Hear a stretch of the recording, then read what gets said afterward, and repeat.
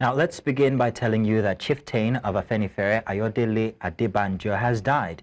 The elder statesman died at the age of 96, just 2 months shy of his 97th birthday. Adebanjo died on Friday morning at his residence in Lekki, Lagos State. The family confirmed the death in a statement and disclosed that consultations were ongoing with Adebanjo's friends, associates, and various interest groups across the country and beyond to finalize plans for a befitting funeral.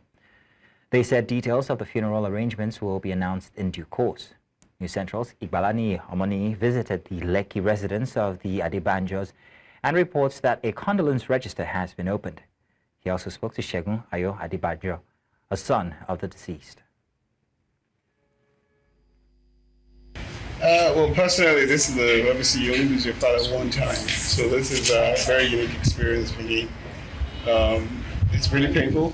I mean, he lived a great life. He was 96. There's very little I could ask for in terms of preserving your parents. So I am thankful, but it's still a very painful loss. Well, obviously he left very big shoes to fill, and he was himself trying to fill even bigger shoes in the legacy of Chieftain Ayodele. I think that was his lodestar, his guidepost in terms of he always said he wanted to be able to give good account to Chief Ayodele at that time when they finally did that. He maintained their principles and their values.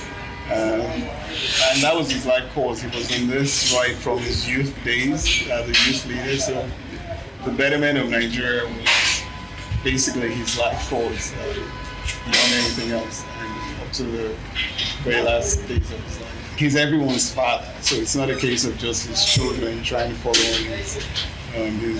his footpath, the principles and things he stood for.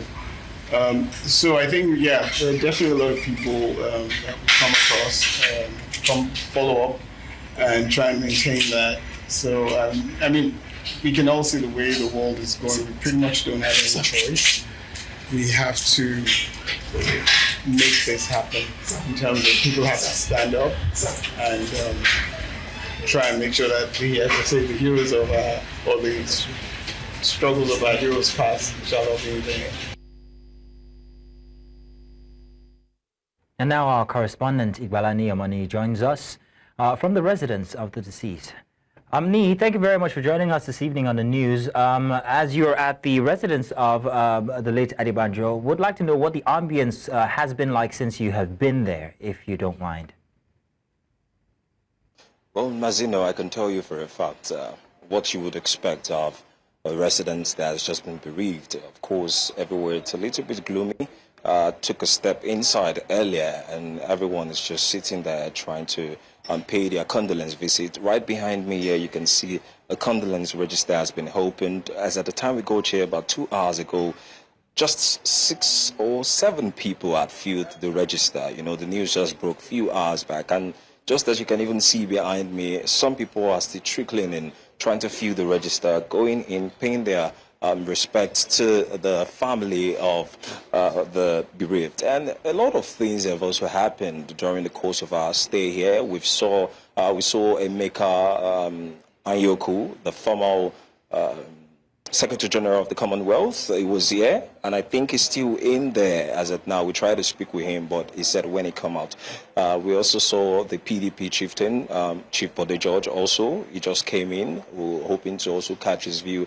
And I just want to quote one thing his son said earlier, which is Mr. Segun Ayo-Adebajo. He mentioned that one of the legacies of Pa Ayo-Adebanjo is that he mentioned that he wanted to give account of his stewardship to Chief Obafemi Awolowo once he sees him. And now that he has passed the great beyond, at least the opportunity will be there. And that has informed his legacy over time on saying, oh, he speaks for truth, he speaks for fairness, he speaks for justice, and these are and the things he stands for. His son also mentioned that these are big shoes to fill in Nigeria. Yes, he mentioned also that there are people who they hope will stand up and speak for the right of Nigerians, but as Baba has passed, other people hopefully will do the same thing Baba has done to make sure that Nigeria is great again. But for now, we're still expecting more dignitaries to come in. As I said, the news broke just a few hours ago. So we're still expecting more dignitaries to come in, and anyone else we can capture just to hear their thought and speak about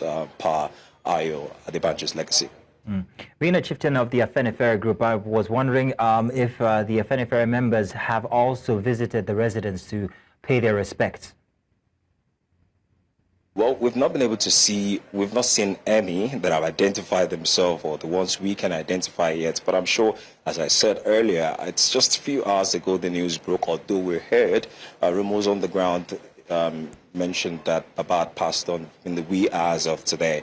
But of course, the news just got to the media when the family released a statement about 2 to 3 hours ago. So I'm sure they're still going to find their way here. And once we have them, we're able to hear their own view on what is the next step for the Afenifere group, which has been a very vocal group as regards fighting for the rights of the indigenes of Yoruba, fighting for the rights of Nigerians, and fighting for the rights of every good citizens of Nigeria. Well, thank you very much, Ni, and we might come back to you for more detail about what's happening there. But thank you very much for bringing us this from the spot. Thank you. Having me.